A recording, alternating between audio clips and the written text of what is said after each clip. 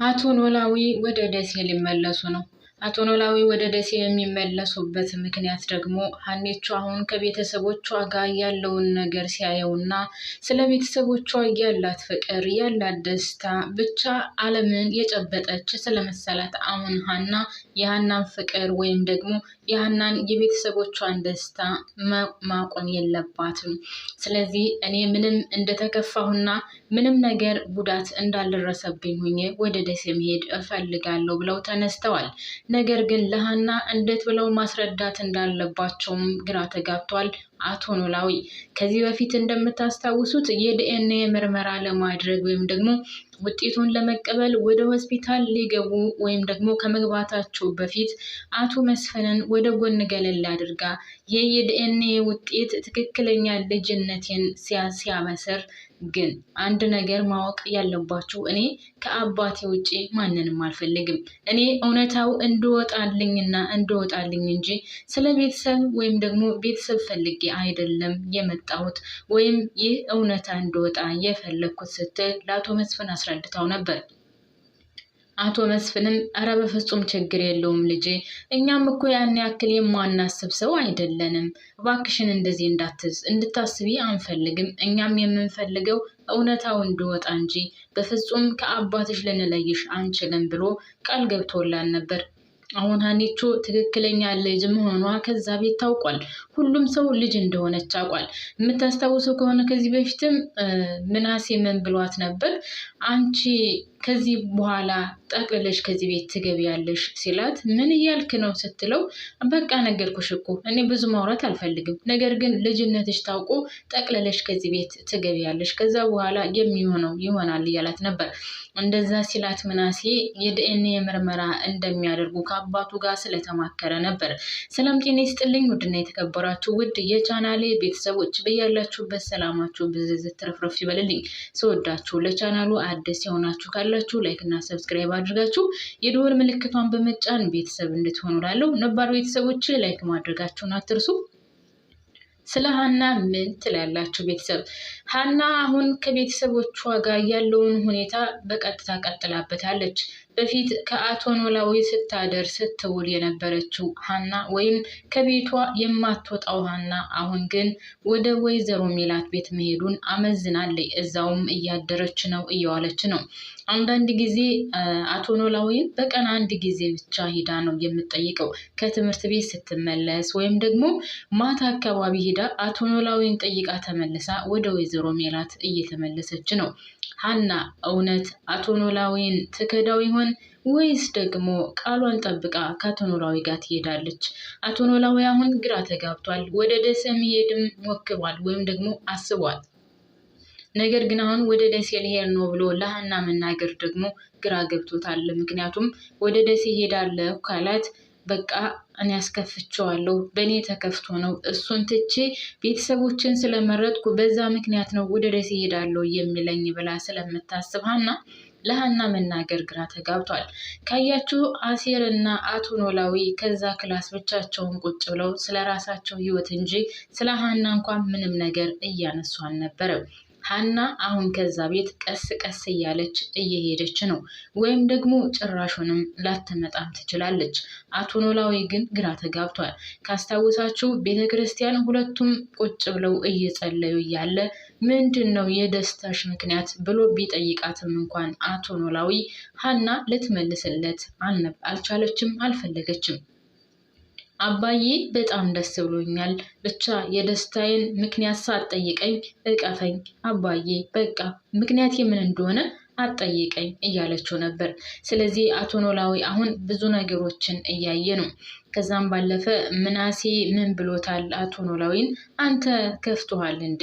ሀና እንደውም ከዶክተርነቷ ወይም እናቴን ከማከሟ በላይ እህታችን ሁላ ስለተገኘች በጣም ደስ ብሎናል ሲል አሴር አዎ ሀና በጣም ጎበዝ ሐኪም ናት፣ እናትህን ታድንልሃለች ሲለው አይ እናቴን ከማዳኗ ወይም ከማከሟ በፊት ይልቁንስ እህታችን ሁላ ስለተገኘች በጣም ደስ ብሎናል ነበር የምናሴ መልስ። አቶ ኖላዊ ጋር ዘወር አለና እንዴ አባባ ከፍቶታል እንዴ? ሀና እዚህ የተቀመጠችው እኮ እናቴ ለ16 ዓመታት ስትለፋበት የነበረውን ወይም ስታለቀስበት የነበረውን እንባዋን ለማበስ እንጂ በፍጹም ከእርስዎ ቀምተን ሀናን አንወስዳትም። እሷም ደግሞ እንደዚህ የምታደርግ ልጅ አይደለችም። ስለዚህ እባክዎትን አታስቡ ሲል ነው የነበረው። ነገር ግን አሁን ሀና ምንም እየታወቃት አይደለም። አቶ ኖላዊ ጋር አንድ ቀን በቀን ብቻ ነው ደርሳ የምትመለሰው። እንደውም ከወይዘሮ ሜላት ቤት ወይም ደግሞ ከትክክለኛ ቤተሰቦቿ ጋር ማደር ጀምራለች። አሁን ሁሉንም ነገር ረስታ ትንሽ ትንሽ ብቻ ነው ወደ አቶ ኖላዊ ሚዛን የምታደርገው። እውነት አቶ ኖላዊ ጋር ቃል የገባቸውን ነገር ታደርገዋለች? በፊት ቤተሰቦችንም ባገኝ ለሴኮንድም ቢሆን አንተን አልተውህም ስትል የነበረችው አሁን ግን ከደስታዋ ብዛት ያው በእሷ መፍረድ አይቻልም። ከደስታዋ ብዛትና ከመደሰቷ አንጻር ቤተሰቦቿን አሁን በአሁኑ ሰዓት በፍጹም ልተው አለችም። ከወይዘሮ ሜላት ጋር እንግዲህ 24 ሰዓት ነው የምትቀመጠው። ከሰላምዬ ጋር እንኳን ሆና ስታወራ እንግዲህ የእናቴን ጉዳይ በፍጹም ልጠግበው አልቻልኩም፣ በጣም ደስ ብሎኛል ስትል ሰላምዬ እንደውም ሀኒቾ የ16 ዓመት ፍቅር አይደል ምን ችግር አለ ብለሽ ነው ስትላት የነበረው። ከዛም ባለፈ እንግዲህ ሰላምና ሀኒቾ አሁን ወደ አቶ ኖላዊ እየሄዱ ነው። ነገር ግን ወደ አቶ ኖላዊ እየሄዱ ቢያጽናኑትም ይህ ነገር በቂ አይደለም። አሁን ትንሽ ትንሽ እያለች ሀና አብዝተዋለች ወደ ወይዘሮ ሜላት ቤት ወይም ደግሞ ወደ ትክክለኛ ቤተሰቦቿ ቤት መሄዱን። አቶ ኖላዊ በጣም ነው የሚያሳዝኑት። ካስታወሳችሁ እውነትም ትክክለኛ ቤተሰቦቿን እንድታገኝ ቤተክርስቲያን ሆኖ ሲጸልይ የነበረው ሲያለቀስ ስቅ ብሎ ሲያለቀስ፣ ከዛም ባለፈ እቤት መጥቶ ራሱ ብቻውን ቁጭ ብሎ ስቅስቅ ብሎ ሲያለቅስ ነበር። በነገራችን ላይ የራስን የመሰለ ነገር የለም። አቶ ኖላዊ እንግዲህ ሀናን ከህፃንነቷ ጀምሮ ነው ያሳደጋት፣ ብዙ ዋጋ ከፍሎባታል። ግን ሀና ትክክለኛ ቤተሰቦቿን ለማግኘት ያላደረገችው ጥረት ወይም ደግሞ ያልገባችበት ውጣ ውረድ የለም።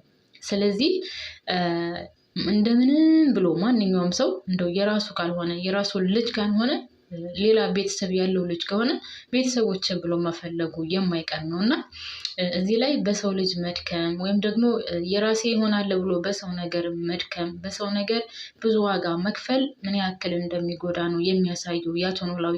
አቶ ኖላዊ እንግዲህ ሀናን ሲያገኛት በዚህ ደረጃ ወይም ደግሞ አድጋ ቤተሰቦቿን አግኝታ ትለየኛለች ብሎ አንድም ቀን አስቦትም አቅዶትም የሚያቅሰው አልነበረም። አሁን ግን ውስጡን እየከፋውና እያመመው ነው ያለው። ብቻውን ከክላሱ ቁጭ ብሎም እያለቀሰ ነው ያለው። ስለዚህ ሀና አሁን ለጊዜው ደስታዋን ብቻ ነው እየተከተለች አለችው፣ ወይም ደግሞ ከቤት ውስጥ ያለውን ችግር እንግዲህ ካስታውሳቸው ወይዘሮ ሜላት ያ ችግር ሲደርስባት አንድም ቀን እንኳን አባቷን አላስታወሰችውም።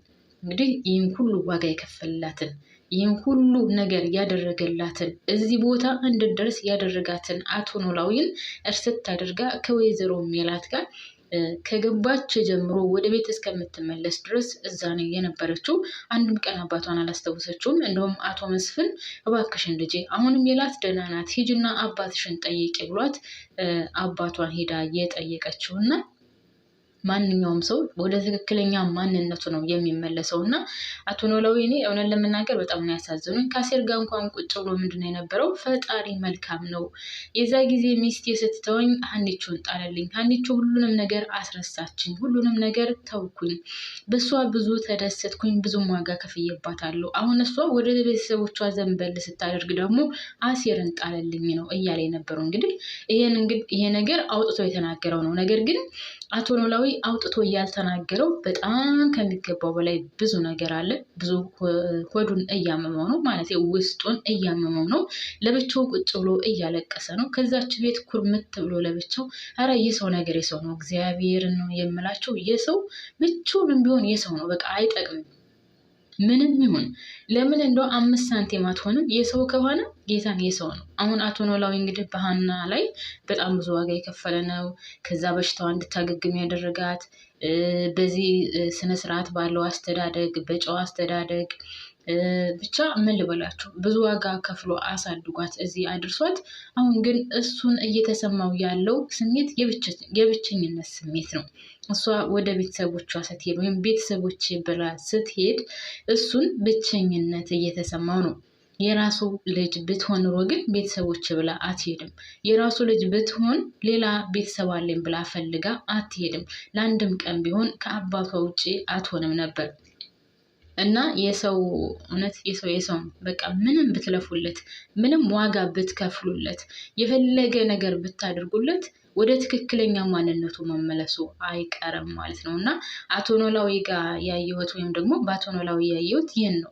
ብቻውን ከቤቱ ኩርምት ብሎ ሲያለቅስ፣ እሷ ሆስፒታል በነበረችበት ጊዜ ክላሱ ዝርክርክ ብሎ ልብሱ በየቦታው ወድቆ ምናምን፣ እንደውም በስንት ጊዜ አንድ ቀን መታ እንኳን ክላሱን ስታየው በጣም ተዝረክርኮ ምናምን፣ ብቻ ምን ልበላቸው እንደዛ ሆኖ ስታየው እሷም አልቅሳለች። እኔ ሁሉንም ነገር ትቼ እሱን ተውኩት፣ እነሱን እያልኩኝ አባቴን ተውኩት። ወይኔ ጉዴ! በዚህ ጉዳይ ሴንሲቲቭ እንደሆነ በጣም አውቃለሁ። ነገር ግን ምን ሁኜ ነው ምናምን ነው ስትል የነበረው። እንደውም ከበፊቱ አሁን ብሶባት ቁጭ ብሏል። እና አቶ ኖላዊ በጣም ነው የሚያሳዝነው። ከዛም ባለፈ ያደረገችውን ነገር ወይም ቃል የገባቸውን ለአባቷ ትክዳለች አትክድም? አቶ ኖላዊስ እንዴት ብሎ አስረድቷት ነው ወደ ደሴ የሚመለሰው? የሚያሳዝን ነው። ከዛም ባለፈ እንግዲህ ወይዘሮ ሜላት ስለ ባዩሽ ጉዳይ ማንም እንድገባበት አልፈልግም፣ የኔና የሷን ጸብ ሁለታችንን መጨረስ ያለብን ብላለች። ስለዚህ አሁን ወይዘሮ ባዩሽ ደግሞ ወደ ቤት ወይም ደግሞ ወደ ወይዘሮ ሜላት ቤት መሄዱን ወይም ስለ ወይዘሮ ሜላት ማሰቡን ትታ አሁን እርግብ ላይ አድርጋለች ጉዳዩን ወይም ደግሞ ትኩረቷን። እንግዲህ እንደምናውቀው ያው የቀጠረችው ሰው ሁልጊዜም የምትቀጥረው ሰው አለ። ለዛ ደውላ እርግብን እንድከታተልላት ወይም ካለችበት ቦታ መዞ እንዳወጣላት ብለዋለች። ስለዚህ እርግብን ጎትቶ ወይም ካለችበት ካወጣላት በኋላ ያን ገንዘብ እርግጠኛ ሆኜ የምነግራችሁ ወይዘሮ ባዩሽ ናት የምትወስደው። ወይዘሮ ባዩሽ ከወሰደችው በኋላ ደግሞ ምን ታደርጋለች? ከዛ ቤት በድጋሚ ገብታ ተንኮሏን እንድሰራበት ያደርጋታል። ምክንያቱም ብሩ ቀላል ብር አይደለም። 3 ሚሊዮን ማለት ወይም ደግሞ ከ3 ሚሊዮን በላይ ማለት እንግዲህ አስባችሁታል። እርግብ ሳይሳካላት ቀርቶ ወይዘሮ ባዩሽ የቀጠረችው ሰውዬ እርግብን ካገኛት እርግብ አለቀላት ብሉኝ ባዶዋን ነው የምትቀረው።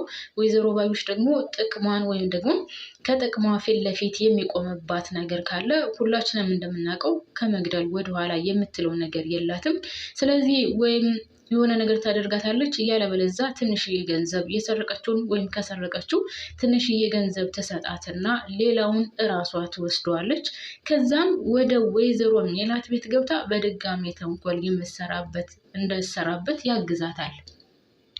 ያው ሁላችንም እንደምናውቀው ሰው መቅጠር፣ ከዛ ቤት የሆነ ሰው ማስገባት፣ ለእሷ እንድከታተሉላት ምናምን ማድረግ ታደርግበታለች ገንዘቡን። ነገር ግን ያን ያክል ቻንስም ሊኖራት አይችልም። ምክንያቱም እንግዲህ ሁሉም ሰው አውቋል ወይዘሮ ባዩሽ እንደሆነች ያን ጉድ ሰራችው። ወይዘሮ ሜላት በደንብ ተደርታለች፣ ሀኒቾን በደንብ አውቃለች። ስለዚህ ካሁን በኋላ እዛ ቤት ገብቶ የፈለገችውን ነገር ለማድረግ ያን ያክል ብዙ እድልም ባይኖራትም ነገር ግን ወደኋላ አትልም። ያው እሷ መሸነፍን በፍጹም የማትመርጥና መሸነፍ እንደሌለባት አምና የገባች ሴት እስከሆነች ድረስ በቀላሉ የምትሸነፍ አይደለችም ወይዘሮ ባዩሽ። ስለዚህ ከወይዘሮ ሜላት ጋር ካሁን በኋላ ያለው ግብግብ ቀላል ነገር አይሆንም። አንደኛ ደረጃ ገንዘብ ይኖራታል። በገንዘቧ ብዙ ነገር ማድረግ ትችላለች። ምናልባትም ያው በማስገደል ደረጃን ብትመጡ ለማስገደል ወደኋላ የምትለው ነገር የላትም። ያው እንግዲህ ወይዘሮ ሜላትም ስለ ሁሉም ነገር አውቃለች፣ ስለ ሁሉም ነገር ነቅታለች። እሷ እንደመታቻትም እርግጠኛ ሆናለች። ወርቁንም እንግዲህ ያው ወይዘሮ ባዩሽ እና እርግብ ተመካክረው የፈለገችውንና ያሰበችውን ነገርማ ከባዩሽ ጋር ሆና አሳክታ ሄዳለች እርግብ እያለች እንግዲህ ወይዘሮ ሜላትም እየጮኸች ነበር። ስለዚህ ሁለታቸው አንድ ላይ ሆነው እየሰሩ እንደነበረና ወይም ደግሞ የእሷን ገንዘብ ለመመዝበር እንደመጡ እርግጠኛ 100% ሆናበታለች ወይዘሮ ሜላት። ስለዚህ ከባዩሽ ጋር አሁን የሚኖራት ግንኙነትና ከባዩሽ ጋር የሚኖራት ስራ ካሁን በኋላ ትንሽ ከበድ አለ ቢሆንም ለባዩሽም ያው ገንዘብ ካላት በገንዘቡ ኃይል ትሰራ ካልሆነ በስተቀር ብዙም ቻንስ አይኖራትም ከዛ ቤት ገብቶ ብዙ ተንኮል ለማድረግ እና ወይም እንደፈለገችው እስከ ዛሬ ድረስ ስወጣ ስትገባበት የነበረውን ቤት በፍጹም አታገኘውም። የሚገርመው ነገር እንግዲህ አቶ ኖላዊ ለመጀመሪያ ጊዜ ሲገባ እንኳን እዛ ቤት እንዴት ከፍ ዝቅ አድርጋ እንደተናገረችው እና አሴር ራሱ ካያችሁ አሴርን ራሱ ፖሊስ ጠርተው ያስቀፈድዱሃል፣ አንተ ሌባ ነህ፣ እንዴት እዚህ ቤት ትመጣለህ እያለች ስጮህበት ነበር። እሱ ብቻም ሳይሆን ሆስፒታል ራሱ ስታገኘው እየተከታተልከኝ ነው፣ የማታቆም ከሆነ አስገድልሃለሁ እያለች እንግዲህ አሴርን አንገቱን እንቅ አድርገው ነበር ማለት ነው። ያው እስካሁን ድረስ አልተሳካላትም እንጂ ቢሳካላት ኑሮ አሴርና ተምቹንም ለማጥፋት ነበር ውሳኔዋ ማለት ነው። እና ቤተሰቦች አሁን ደግሞ እንግዲህ ሀኒቾን እዝራ የሚባል ልጅ ወዷታል፣ አፍቅሯታል። አሴርን ምን እንደምታደርገው ባላቅም፣ ነገር ግን አሴር ደግሞ በጣም ከሚገባው በላይ ሀኒቾን ይወዳታል፣ ያፈቅራታል። ለእሷ ብሎ በጣም ብዙ ዋጋ ከፍሏል። ኩላሊቱን ለመሸጥ ሁሉ ተዘጋጅቶ ነበር እንግዲህ አባታቸው ማለት የሀኒቾን አባት ለማሳከም እና ሀኒቾ ደግሞ አሴርን በወንድምነት ነው የምትቀርበው እንጂ ከዛ በላይ ምንም የፍቅር ስሜት የላትም። እና አሴርን ራሱ ምን እንደምታደርገው አላውቅም። ነገር ግን አሴር በጣም ነው የሚወዳት። ብቻ በጉጉት እየጠበቅኩ ነው በነገራችን ላይ ምን እንደሚከሰት። እንግዲህ እነዚህ ላይ ያበቃለሁ። ቤተሰቦቼ አብራችሁን ስለቆያችሁ ከልብ አመሰግናለሁ። ብያላችሁ በሰላማችሁ ይብዛልኝ። ባባይ